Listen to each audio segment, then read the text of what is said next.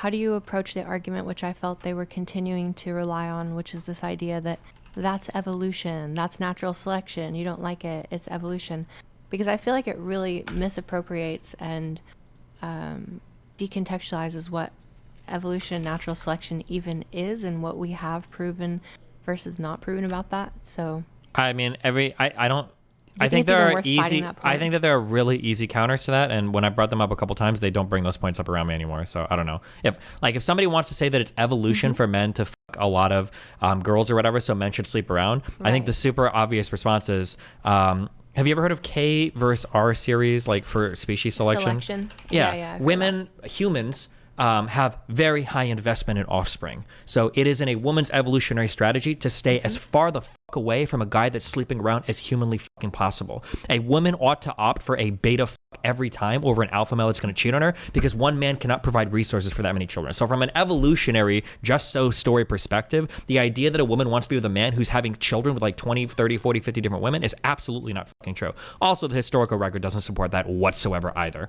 because the only times they can ever bring up women that do this, they are picking out Right. selections where women aren't choosing that. They're pointing to harems from like aristocracies. They're looking at like Genghis Khan. They're looking at like these women that were concubines, like slaves to royalty. These were not women that were selecting men for their alphaness. These were men that were utilizing or abusing or exploiting the amount of resources they had to capture women. So it's not a woman choosing that particular thing. But yeah, from an evolutionary point of view, it doesn't make sense that you would want to be with a man who's going to be fucking 400 women. You'd want to be with a loyal man that's going to help you with the large investment you're making into your offspring, because humans are high investment creatures.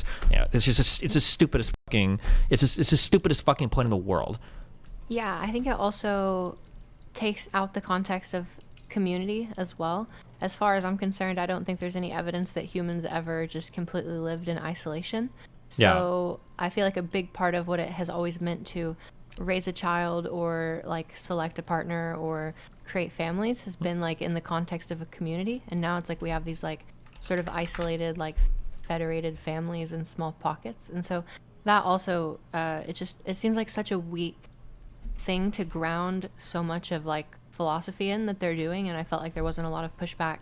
There's Or no I feel like when pushback people- because these people Yeah. don't have much experience dating, and their fans have no experience dating. Right. So they can just Well, repeat. that was something that stood out to me. Rollo apparently has been married for like 20 years or something. Yep. So how does he even know what the dating scene's all about, right? He Or- writes like all these roasties and all these girls. How does he even know? He hasn't dated in 20 years. Yeah, or more you know? specifically, is he admitting that he's a low value man?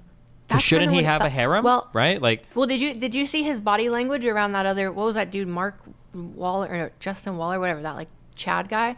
Like I feel like every time like Rollo would like talk about like his like male like ideal or archetype, he would like point to him. It was like the gayest shit I've ever seen. It was Sure. just